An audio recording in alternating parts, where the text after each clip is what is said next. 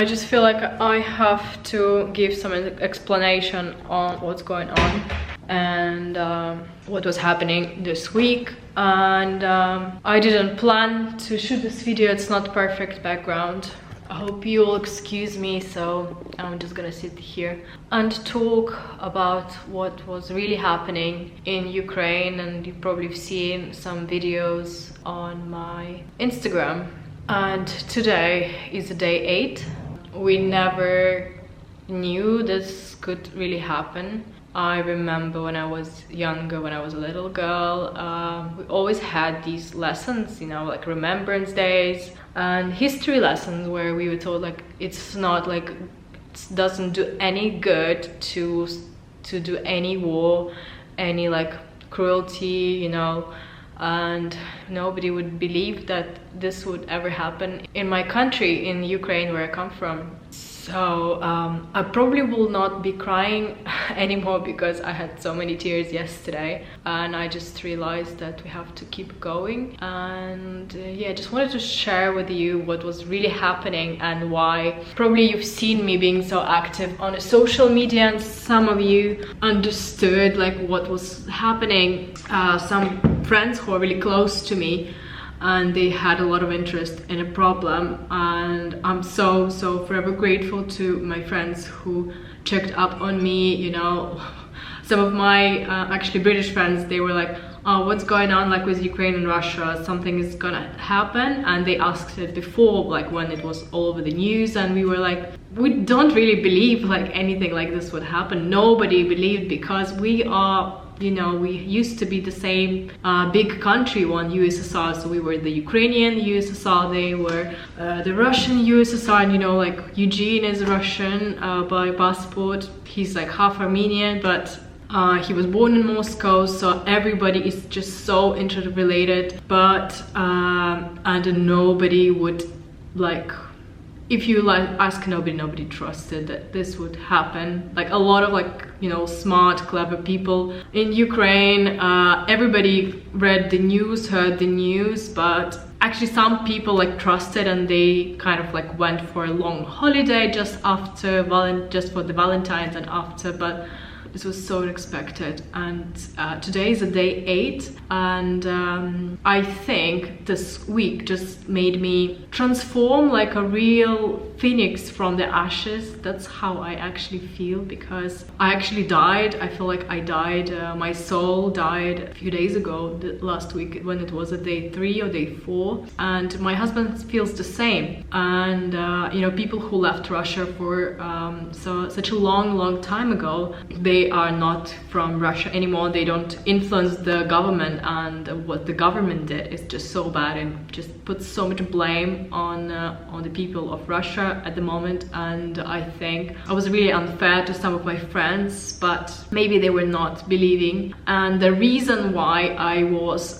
talking so much in all these videos and posts for the last week in Russian on my Instagram is that there were really like big divide and real information war between the Russians and the Ukrainians, because the Russian official media, like television, websites, everything is highly censored. So they banned the use of the word war. So no media could tell about the war. They had a special like name. It's a special operation for like whatever. I'm not even gonna go to that bullshit, but believe it or not, even clever people who have like critical thinking, well educated, lived in the West for like many years. So this happened to a lot of my Russian friends that I met in London and know them for years now. Not everybody, like, but I'm so grateful to people who didn't keep quiet, and they were like open to get information from all the sides, and they were the ones who picked up immediately that it was a real problem. And maybe it was actually even lucky that I live abroad now, so I was catching up on the media noise that was coming from my country, from Ukraine. And those people who I follow, like my friends, my family members, everybody in Ukraine, they would post everything in their stories. And you know that stories recently have fallen in the views. So this is like a very big media tactic that was made by Russia. I don't know what was exactly, but I feel like this is what was happening, and social media had a really big impact. And yes, kind of everybody was feeling that they were sharing all kinds of information about like what's happening, what's exactly happening in Ukraine. And maybe like at some points the Russian side like blocked like Instagram. They could do it, I think they could do it. So people like, you know, in a endless media, you know, space, people follow each other, like, you know, normally like US people would follow people from the UK, from Canada, and it's the same for Russia and Ukraine. We just like follow everybody. And I knew that some of my followers were like, a lot of them are from Russia. 35% of my followers by my statistics were from Russia. Then I switched to English, so I didn't have a lot of engagement with them, so I had a really big problem with that. But I changed culturally because, you know, like I lived in the UK and then in the UAE for so many years. So this is what happened. And I think the images maybe were so shocking that like the Russians didn't even believe it for 3 days. So everybody would like just think, oh, it's a fake, it's fake, it's fake, it's fake, you know. Now we made to believe that there are so many fakes, and these pieces of information were not fake, they were like absolute truth. And I felt like I did so much. And yes, so I was gonna say that people who are in Ukraine being bombed, they wouldn't even think about like using the social media, because they were just like saving their lives and saving lives of their kids. Oh my god. So I think we just need to go day by day. So it was a day one, and there were just like some big shots in major cities without like many casualties. It was like a warning boom, like explosions in the airports. I think there were a little bit more of that in Kiev, like they came from the Kharkiv, from the northeast, that like the place that is closest to Russia on the border, the Kharkiv, on the south. So you're gonna learn a lot about Ukrainian geography here. So if you imagine this is the Ukraine, and I live somewhere in the middle, which is the Dnipro. In the south we have the Crimea that was annexed. In the north we have Kiev, and Kiev is bordering with Belarus. And yeah, the situation that happened in Belarus, the reason that they couldn't change their government, we try to kind of help them like with the democracy. I feel like we were trying to, you know, I was actually like trying to motivate people to go out and strike, because you can't have like this Lukashenko guy as a president for more than 20 years. It's not normal, and it's not like the Ceausescu, you know, like, because I learned like so much about history and politics in school and university. I feel like I can share so much. So in Romania there was this Ceausescu guy who was a ruler since like 1965. I just googled it yesterday, that's why I remember the day, until 89, so just before the breakout of the Soviet Union. I was born in 1989, and I remember it was like too long for them. He would like go on the streets, and people would just, you know, boo him, like, go away, you're like all like a moron. And this exact thing happened in Belarus. A lot of people told me about it, but this Lukashenko guy didn't have any pride. So he would just, you know, say like, oh, cancel culture, okay, all these people go to jail, everybody goes to jail.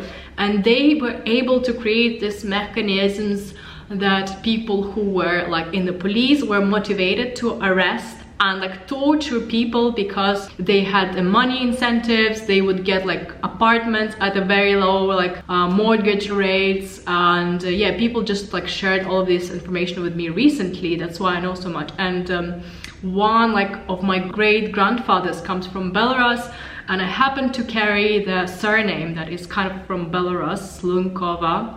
That's why I kind of had interest in Belarus as well. But nobody would expect like that the Russian troops could come to Belarus in the north, that bordering to Kiev. It was like so peaceful, because Belarus is like super peaceful country. They would never do any harm to anybody. Their people are just like so nice and sweet and like so peaceful. That's why they couldn't even like throw out their like garbage like the Lukashenko guy. They were like, okay, we just like we're just gonna be peaceful. And the Russians came from the Belarusian border because they're creating some kind of union, whatever, and they came like with the tanks, you know, with the heavy artillery from that border. So although I think like the American media covered that they were seeing them from, you know, the spaceships, they would see that a lot of activity is happening by bringing the troops all the way across Ukraine, in the south, in the north. And we would just think like, I think we Ukrainians were silly, and you know, since Soviet times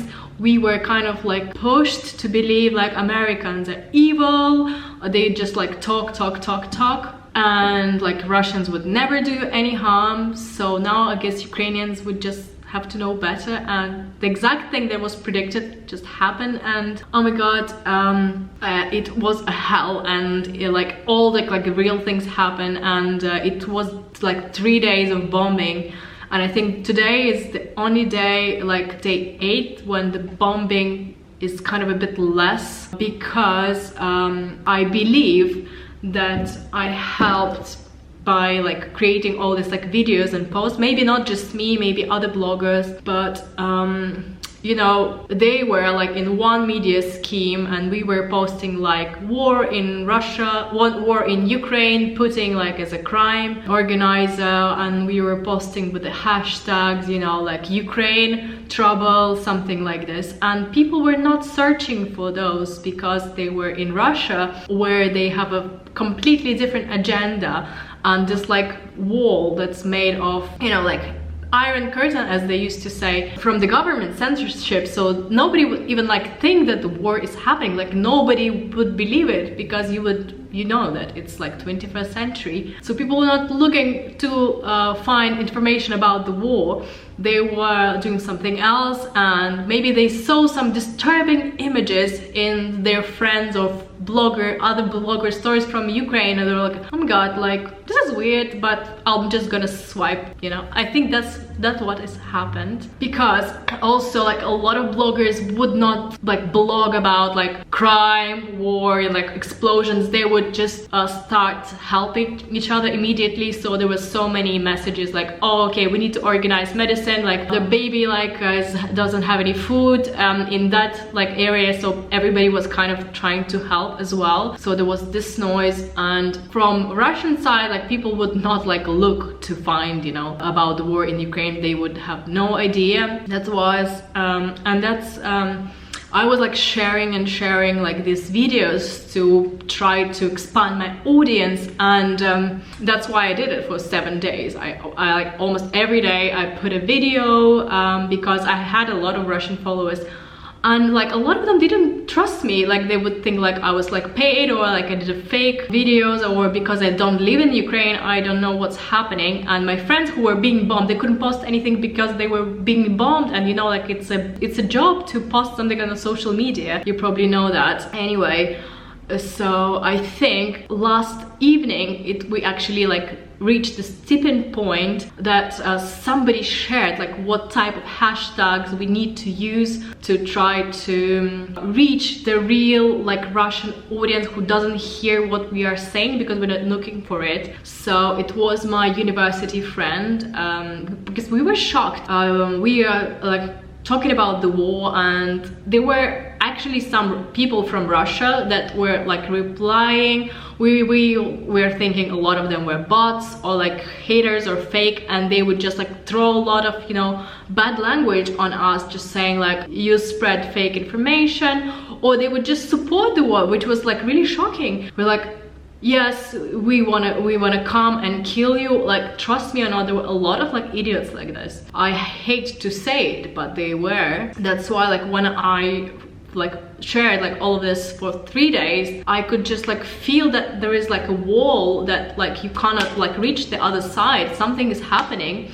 Then I remember that I actually reached out to my friends. Oh, something that I forgot to say, why social media were so quiet, because the legislation in Russia was recently changed, and you can get an arrest, like a big penalty, and you can go to prison for not just sharing some information about another country, about like some opinion that is connected to another country that's not your own. And what else was it? And even like if you put a like on some post that is kind of agitating against your country, about some another country, they could go to prison for that. And it happened in Russia. So that's why, you know, the Navalny, he's in prison, and a lot of other people, they actually did try to go out for the meetings, but the Russian government just made a big, you know, like no cancel culture on those who they didn't like, you know, people who were talking too much. So they would poison everybody. There was this Boris Nemtsov guy who was shot in a central Moscow because he was talking too much. So there are no freedoms of speech, unfortunately, in Russia, which is really hateful to say. And the way people in Russia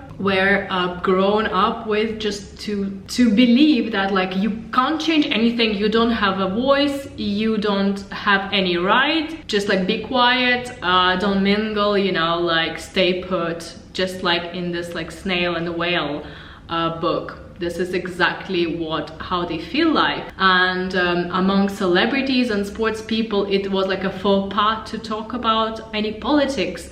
That's why they avoided it, and they said, oh no, we don't talk about politics, we don't share about politics. Me neither, but it's the war, you know, like it's a war like World War III. It's not about politics anymore, it's about your people coming to kill my people. And like there was so much hate created during all of this. I hate to say it, but actually like there were like so much hate, like for the first few days we were like so shocked that I was so shocked that my friends who follow me, you know, like maybe not all of them have this like critical thinking. Actually a few of my friends did have a more or less critical thinking, so they were like, okay, like what's going on? And some of the first people who reached out to me and they supported me, like I'm so grateful for them. And we had a talk and they didn't understand, and then I kind of asked people as well to please share, like people who came from Russia but they didn't live in Russia anymore, so they would have also like Russians, friends from Russia,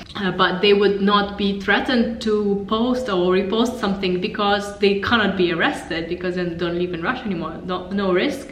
So I asked them, can you please help? I understand what's going on, you know, there is this informational blockade, they can't share anything, they're like real Russians who live in Russia, they can't share anything because they could be arrested and put into prison, but you all are already like in the UK, you're a UK citizen. One of my friends, she actually did share, she went to the meetings, and some others just like, I felt like I was talking to the wall, and they was like, yes, like, yeah, I know, like I'm so sorry this is happening to you, but you know, I don't believe I can do anything about it, and I'm not gonna post anything because I don't believe it will help anybody. And you can imagine how upset I was at some of my really close friends who refused to kind of spread information. You also cannot blame them because that's how their mentality was formed, you know, that's how critical thinking for them works. And that was the point when we realized, like Ukrainians and Russians, although we speak the same language, but some of the values like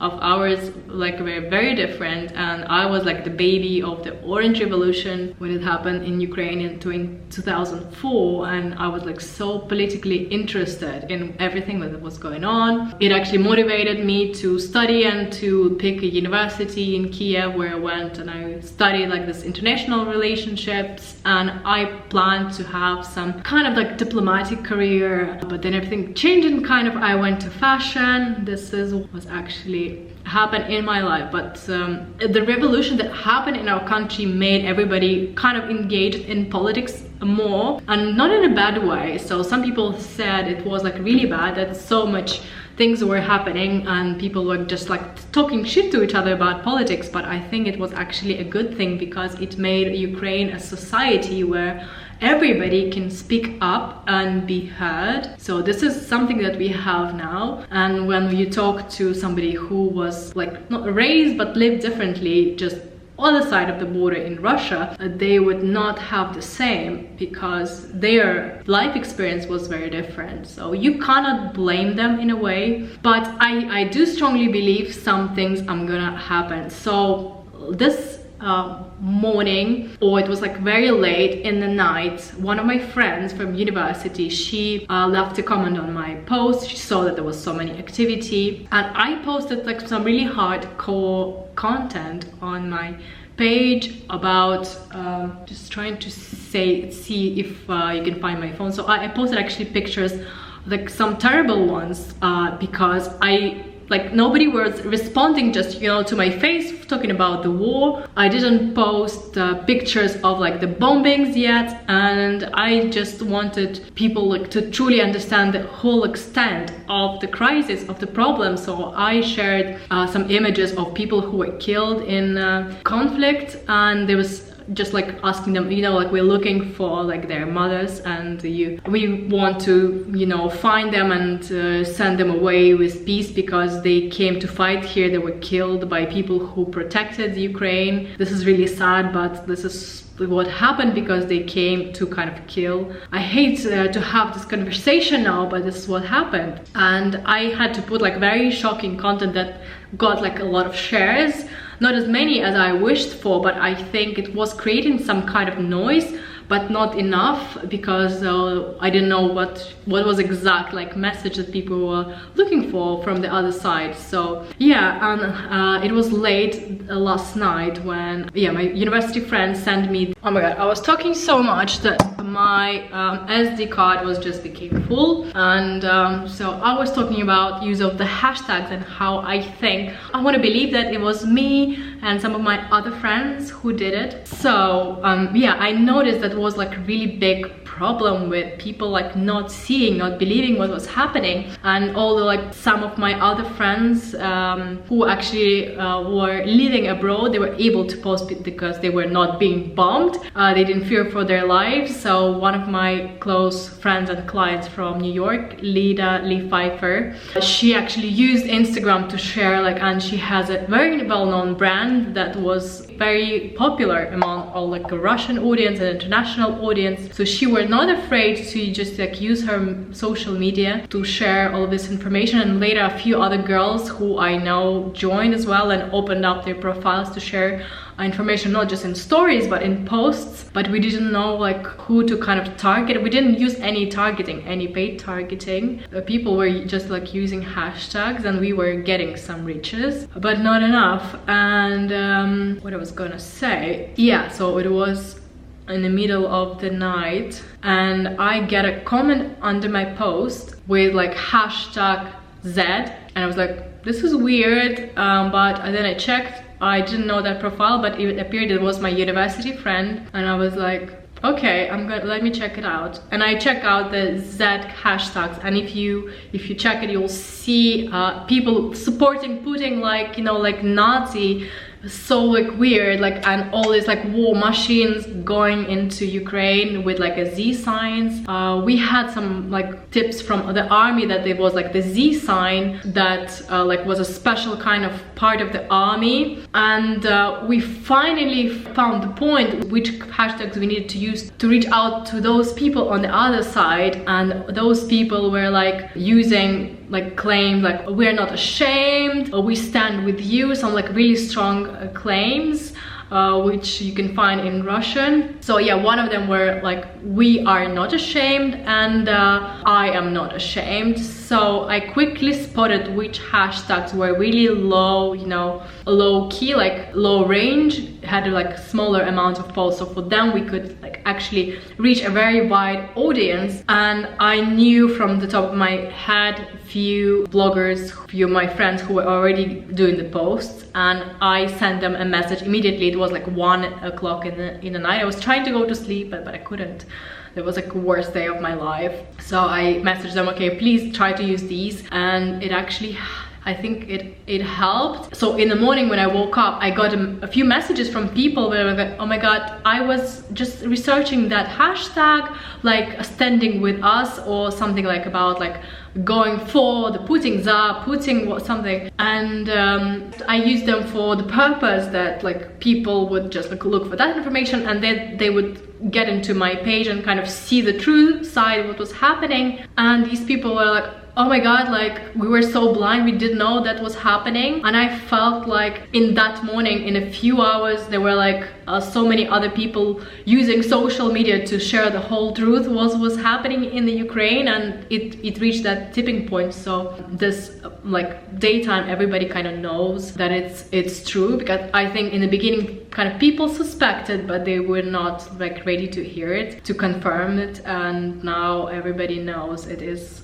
true, and people are actually coming out to speak up. Nevertheless, I'm just trying to keep strong, and yes, I told you it's a terrible thing, and I felt like everything died inside of me. I was so broken, and because you're losing home, it actually is, it feels worse than having painful like breakup with your partner, which I once had in my life. And this was much more painful because me and my husband, we felt the same, heartbroken, and just we had no words to say. And especially while being here and not being able to do anything by hand, it was also very, very depressing. So my stance on the position was like, I'm gonna help with the social media, I'm gonna try to reach a lot of people and try to change their minds, because I felt like there was so many strong-headed like Russian people commenting back to me like, we support the war, like you should die or something like that, and I didn't believe that. So I tried to have very constructive conversations with them. So that was what I was doing for the past week. And also we found some amazing fundraising girls, you know, like I decided that it's best for everybody to just like stick to what they do into their businesses. So I'm lucky, I think, because my business is based in London, set up in London. We are not influenced a lot by the situation with the war. But with Russia, we don't have, like for the past years, we didn't have many Russian clients at all. A little bit, a few of the Ukrainian clients, but most of them are not, so we're not affected. So I'm gonna keep like very active position by just being strong in my, you know, in my power, and I'm trying to empower other people. And I'm also an employer, so I need to, you know, to be responsible for people who work for me, and maybe it's a time for me to even grow stronger and to grow my team. So yeah, these thoughts come to you when you have this situation that's so bad. So I was so bad that, you know, on this Monday, on the Monday it was already day 5 of the war, and I tried to, you know, just like be normal again and live a normal life. And I went to the yoga studio, so I still have to do my drop-offs for the nursery for school. And after the nursery, I usually go, after the school drop-off on Mondays, I usually go to a yoga studio. At the day I decided there's a dance class and a yoga class. Maybe yoga I could do it, but I decided to go for the dance class. I thought I would just be able to, you know, emotionally, you know, relax myself, and I couldn't do that. And I was just so shocked. Just, you know, this position when you're like so mentally unstable, so heartbroken. I do not wish this, so anybody could hear this. And yeah, I might sound fine now, but I think like this week I've just lived through everything. So this is me kind of coming from ashes, but when you get exposed to all of this, you go down again and you break down again. So sometimes you just melt down and cry, and I cry when I see how many people are helping Ukraine right now. Some of my friends who also live abroad, and they feel like they're not participating by being bombed. They're doing so much, like collecting humanitarian help, like my good friend from school, Renata, who is in Berlin, my friend who became recent friend in New York, Ksenia, some of the people that I know from London, or I didn't know that, but they are like very actively engaged as well in all of this. So everybody is doing their part of the job, and I'm so like, I feel really proud of what Ukrainian people are doing. That even I thought that, you know, it was like this for the Israelis, like for the Jews, that they were killed, that they lost their land, and it just made them, their spirit kind of stronger, and they have this, the holy sign that the wall, you know, that was remained from the temple, that was really important to them. So I thought, like, even if it comes to that, and if we don't have the Ukraine, if we just have a wall left as a sign that we lost everything, it will just make us stronger as a nation and makes us stand out together and support each other. Then I also made myself a promise, if we go through this, that I would do everything in my power to keep this country stronger, to create like jobs, because I'm an entrepreneur, to give all of my investment, to spend all the holidays there, to make sure a lot of money is coming to the country, you know, everything. And they even crashed the plane. So I was like, one of my videos, this is like really, for me, the saddest thing ever. Of course, like a lot of people died and a lot of kids died, but the plane that we had, the biggest plane in the world, it's called Maria, and it's able to transport like big things, like, you know, small electric station to African countries, and other like very heavy cargo that that other planes are not able to do. And these guys that just came and they just destroyed the Maria that was like so famous. And I think Ukrainians, they tried to do another plane like this. They had a project, but they didn't have enough funding, or there was not enough demand. And this made us felt like we lost everything, to be honest, because this is something that a lot of Ukrainians are proud of. And you probably heard other things. I think they tried to attack our like holy places in Kiev, the Jewish place, and the holy Christian place, the Sophia. So we were like really sad because of that. So I would never think that something can impact me this much, although it's so far away from me. And yeah, luckily my family was further away from this, because we live in the middle of the Ukraine, and unless we are bombed by air, they can't go in, because even if they use like the tanks or like some vehicles, they need a lot of petrol, and they don't have enough petrol to get by. So it's been a few days and they don't get any petrol. It's been a week and they don't have any food. And actually our people are treating the guys who came to, it was like criminal order, military order to send these like young kids, and these kids were born in 2000s, so they're younger than me. They're like 22, 21 years old, like very young boys. So this was so upsetting to us. And when I realized, that's what I was also sharing, like, oh my god, like, look at these young boys who are dying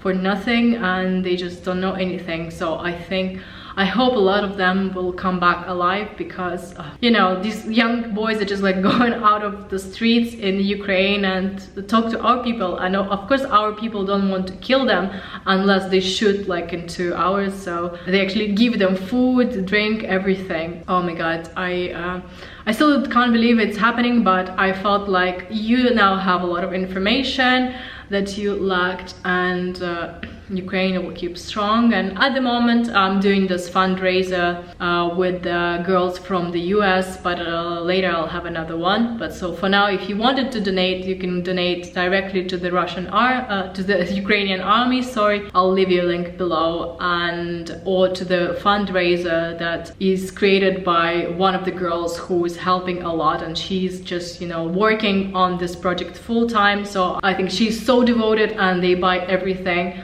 at the costs, like a very low cost, because we tried to organize something from here, from the UAE, but we don't have the cargo. Shipping is too expensive, the planes are not going at the moment.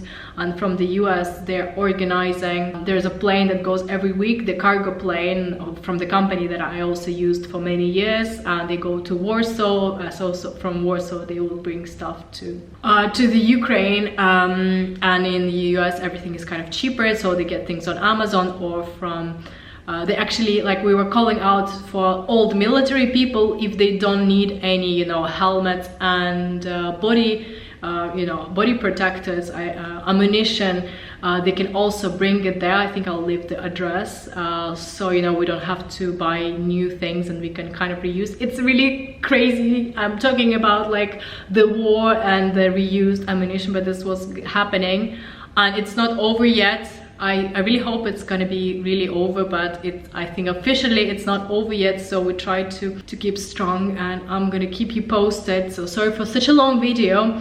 I love you all, and I hope this war also like makes you transform yourself as it did to me. It's the only good thing I think that happened. Like all the rest of things is just terrible, you know, like the death, the destruction, the fear, the fact that the kids didn't have school or nursery and they were so feared, and like some of them were bombed, and some of them lost their parents, or some kids that were lost. There were around 20 kids, I think, they were killed in the conflict, in this like war, act of war, which is really, really terrible. And yeah, I'm just gonna hope, and I'll see you soon. When I'll see you in my next video, it will all be over.